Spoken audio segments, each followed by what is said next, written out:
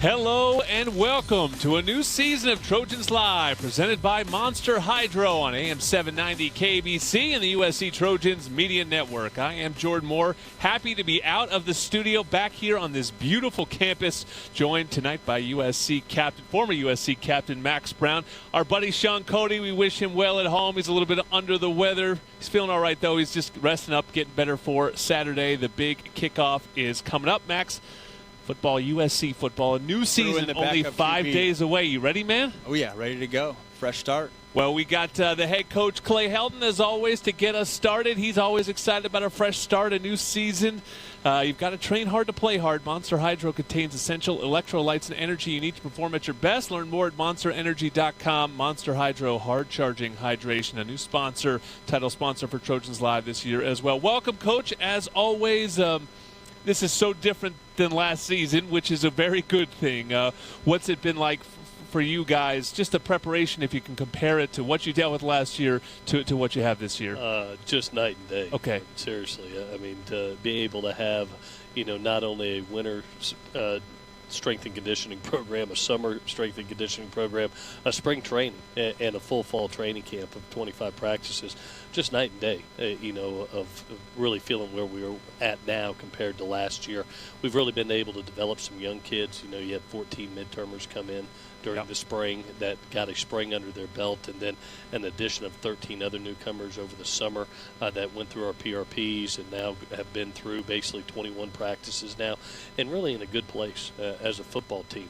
I see how much, as Max knows, when you're able to have that off season as a quarterback and truly have a spring training camp, you can never replace reps and experience. And when you leave a building last year on March 15th and you don't walk back in the building until July 6th, and you really don't pick up a ball and start throwing, until late September with your trying to build chemistry, it's different. And now we're in just a lot better and a lot more happier place, to be honest with you. You got a bunch of kids that are ready to go play ball and have trained to play football. So we're looking forward to this Saturday. Coach, you've been here a little while. What's the biggest difference between Clay Helton, the head coach in 2015, versus Clay Helton, the coach in 2021 now? Probably a lot less hair than when you remember me. The professional do that too. Yeah, but no, it's I tell you, just in any profession, reps and experience help you, and each year you learn, and each year you grow. And the one thing that I've always taken, and you did as a player, I did as a player and coach, Jordan probably does in his profession, you never stay stagnant.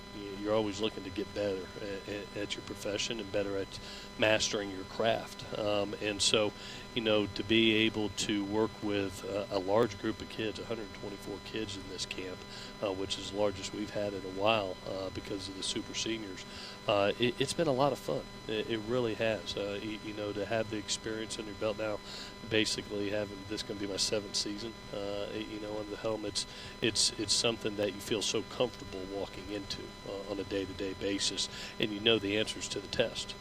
So it's a lot different person, than I was 7 years ago, with a lot more experience.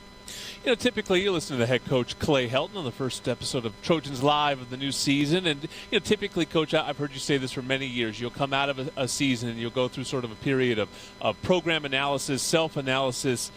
I've been telling people, in a lot of ways, I'm throwing last year out, because I just look at a lot of the seasons that these programs had, and it's just like, what is to learn from that we can take, as analysts, broadcasters, into the next season. As a coach, was it different for you? I mean, how much were you taking from last season, and how much you going, I'm glad we made it. Let's turn the page and get back to what college football is supposed to be? Well, I was so worried, Jordan, that we weren't going to have the opportunity to play the game. Right. And I thought, especially for Keaton, being a quarterback, those reps and those experiences matter, especially when you played as a true freshman. And we needed that fall as a team. Yep. And I tell you what, it brought us really close together. I wouldn't trade it for the world. Some people may write it off and say, we did it, because it was a group of, 188 souls each and every week fighting like heck to get to that Saturday. And the bond that we created, how close a unit it became because of it, was something that was really special, and to look up and to be able to have that experience and to win every regular season game and watch your quarterback grow before your eyes even more, watch him do some late game heroics. Those are things that really build quarterbacks, going into the next season and build teams in that bond. So, I thought we were a lot tighter knit group coming out of that, and so there are some silver linings that came out of a really, really hard year, and that was probably one of the silver linings is just the toughness and the unitedness that our team came away with. Coach, you mentioned Keaton's growth, and I lived it firsthand with you in terms of that year two, how important that is for a quarterback, having that offseason to grow. Part of me having related to Keaton's shoes, I know he's probably thinking, hey, I missed an offseason. This offseason, now having a full one, were there a couple areas that you knew you wanted him to grow in, and if so, what were those? Yeah, you know how it is. As you start seeing things, and the speed of the game slows down. For every rep you get to identify things a little bit quicker, and it's always been about decision making, timing, accuracy, and Keaton has always been an accurate quarterback. He's been a good decision quarterback too. I have appreciated the timing that the ball is coming out with right now, and to see some very anticipatory throws in some windows that he pulls the trigger before they are even coming into the window.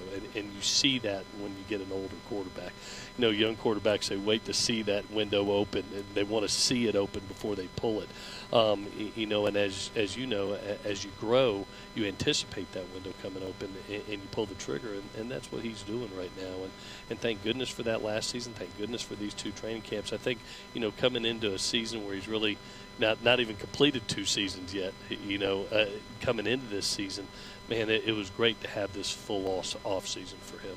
You're listening to the head coach, Clay Helton, on Trojans Live. And listen, college free agency has officially hit college football in a lot of ways. We've seen it in college basketball in recent years, and I felt like this was the first year where football started to catch up a little bit. And that put some stresses on your job. But I feel like there's some advantages, too. You can play a little bit of, NFL GM and address needs in your rosters in ways that if you didn't get it done on signing day and you didn't develop, over the years, you really just had to wait to fix problems. You addressed some rooms since we last talked to you. Take us through sort of the running back room and the receiver room, both areas that you turned over a little bit, particularly running backs. You really turned over since last year. Yeah, you talk about the NFL, and that's the approach that we took. We didn't know if we were going to do it every year because we really focus on signing young players. But we felt like we had a really good team last year. Coming out of last year, and a team that made it to the championship game, but the NFL attrition hit, and we felt like we have the team to get right back in that championship game and go further. But to be able to do that, you kind of looked at it, and I remember Les Snead a couple of years ago, when he had a really good playoff team with the Los Angeles Rams, and then coming in the offseason, what does he go out and do? He goes out and signs Dominican Sue to leave. He signs Marcus Peters. All of a sudden, they're in the Super Bowl. We took the same approach. We saw that NFL attrition had captured Michael Pittman and Amon-Ra St. Brown and Tyler Vaughns. And so we looked in a couple areas. One, we were able to acquire a 103-yard reception young man in K.D. Nixon out of Colorado, a freshman All-American, out of Memphis and Taj Washington. And really thought Jake Smith was going to be just overall haul, and he'll be here for the future. But we also, looked at trying to get Drake a little bit more outside, Drake London a little bit outside. So we were very fortunate to acquire an older person in Malcolm Epps from Texas, as well as signing a really talented young person in Michael Trigg that could work that inside position while moving, Drake outside some more. So it's been a great offseason for us, and it's made some rooms. You talked about the running back room. Yeah. It's right now is as strong as we've had it since, in my time here over 12 years. A Keontae Ingram and a Darwin Barlow, a Vavai Malapai, and there, Keenan Kristen, BC is back there. So it's one of those situations that we feel very fortunate with the young people that we signed, but we also acquired some really major assets in the transfer portal. Yeah, it's going to be new names to fans, some of these guys, but they're not new to college football. Some of these guys have really produced. Has that approach had to change? I remember in 2015 when we got Delvon Simmons and Taylor McNamara. I remember as a player, I was like, this is weird. We're USC. We don't get transfers. Has that approach had to change from when you first got here to now? Well, I think each year is going to be different, Max. I really do believe that. I think that we're a group that really leans on probably 95% of our players are going to be young people because the talent that we can acquire, and the Corey Foremans and the Rajon Davises and those type of people. So I think that each year is going to be based on kind of attrition and what's out there, and is there a need. And if we can acquire the same person as a young person, we'll probably go young. But we looked up this year and said, wow, you're losing a 1,300-yard receiver, 1,100-yard receiver, and a 900-yard receiver in the past 2 years. We better go get a little bit of experience for that room because, we're really fortunate right now with the quarterbacks in that room, and we really felt that we have a really nice window here in not only the present but the near future, and we wanted to be able to make that wide receiver room as talented as it could be. Yeah, and some of these guys aren't necessarily old. Taj Washington is technically still a freshman, a redshirt freshman, even though he was at Memphis for 2 years. Thank you. My brain. We're just getting started here. I got halfway through the season, and I'll be quick. The season opener is this Saturday. We cannot wait. We will go on at noon. The Trojan Tailgate Show. Myself, Sean Cody, Sua Cravens, Max Brown will be in and out all season as part of that show as well. And the kickoff is at 2 o'clock. Coach Helton is coming back for one more segment of Trojans Live next. Jordan Moore, Max Brown, and the head coach, Clay Helton, sticking with us for one more segment as we get you ready for the season opener, USC against San Jose State. And, listen, we talked about how much better it is this year than last year, but COVID hasn't disappeared, and it probably will affect the college landscape just differently than last year, Coach. And so I think something that maybe isn't being talked about enough is how important your depth might be, because we hope it's not the case, but you could all of a sudden lose a player, even vaccinated players for, 10 days or whatever it is. We've seen it in professional sports all over the place. So, when you have two true freshmen battling for backup quarterback, it's not just necessarily to take knees at the end of the game when Keaton's done. Your second level of your depth chart really needs to be big this season potentially. Yeah, definitely. And we've actually invested a little bit more, Jordan, this year because of the numbers that we have, having 124 men on the team. And a bunch of young people, 27 newcomers. We really felt that we had to grow our team from the ground up, especially the quarterback position, as well as some other young players at other positions. So we're, to be honest with you, we put in game plan today, and at the end of practice, we have a developmental situations for our developmental players where they're getting their own script and game plan for those opportunities when they go in. So we practice that on Mondays and Thursdays, 2 days a week of kind of their plays that if given the situation or injury, that they're ready, to be able to go in and play. So it's almost like having two practices, to be honest with you. And so it's allowed our players to grow a little bit faster, something we'll continue throughout the season. But, yes, it's something that we really felt that we had to grow our team from the bottom up, and we'll be as good as our depth is and how we get them ready. Speaking of the depth and the younger quarterbacks, I listened to an interview this past week where you referenced the Max Whittick, Cody Kessler freshman battle for the backup job as a comparable for what this year has in store. What did you take away from early on in your USC days from that competition over the course of 2 years that you're going to bring with you and have brought with you into this battle with Jackson and Miller? Yeah, one of the things Max said that I've always believed in, it's you go with the guy that's the best in the moment. You got to play a game this week. So, we felt that, after going through live action that Jackson was better in the live action periods and was slightly ahead of Miller. And both are elite quarterbacks. Both are NFL quarterbacks in my mind. And but at this point in time had to go ahead and name a 2 and a 3. But that doesn't mean that's the way it will be for the future. You always continue to compete and you always continue to grow. And I thought Max and Cody's story was, one of those that showed that at one point in time Max was the 2 and Cody was the 3.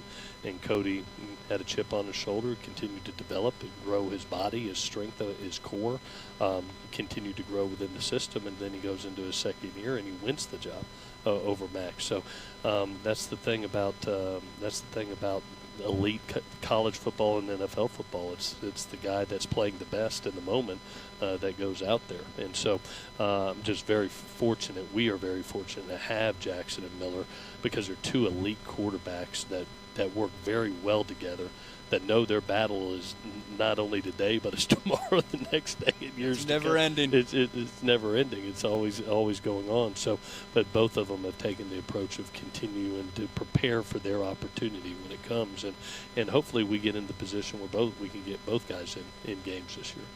All right, last one, Coach. Got to respect the opponent.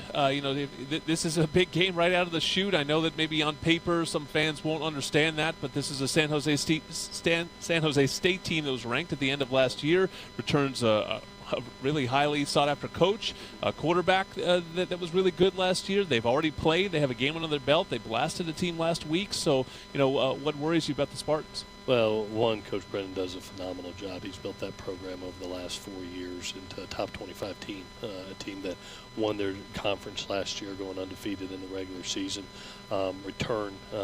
Nick Starkel, who is, I think, going to play on Sundays. Yeah, he's a Power 5 quarterback. Yeah, he's an elite, talented arm. Has some good skill weapons around, as you saw versus Southern Utah. He spread the ball around to 9 different guys, threw for 400 yards. And defensively, I think they're extremely well coached. They run all over the field. And, they got the Mountain West MVP, defensive MVP in Cade Hall. That's plays with his hair on fire and has 10 others that do the exact same, that he leads the way. So this is a very dangerous game, but it's a good game for us because I think it's one of those that you want to be able to have on your resume if you do your job week in and week out, and you have the likes of San Jose State, BYU, Notre Dame as your non-conference, 9 conference games, and you do your job. That's an elite resume, So it's something that it's made our kids have a sense of urgency all the way through camp because they know how good this football team is that we're getting ready to go against, and that sense of urgency hopefully shows up on Saturday against a good San Jose State team. Well, here we go. We're excited. We know you're excited, Coach. The fans are excited, and it is going to be phenomenal to have the fans back in the Coliseum. It was, as Coach said, great that any games were played last year, but it was not the same without the USC fans inside the Coliseum. That'll be remedied on Saturday afternoon. USC, San Jose State, 2 o'clock kick, and our Trojan Tailgate show will start at high noon.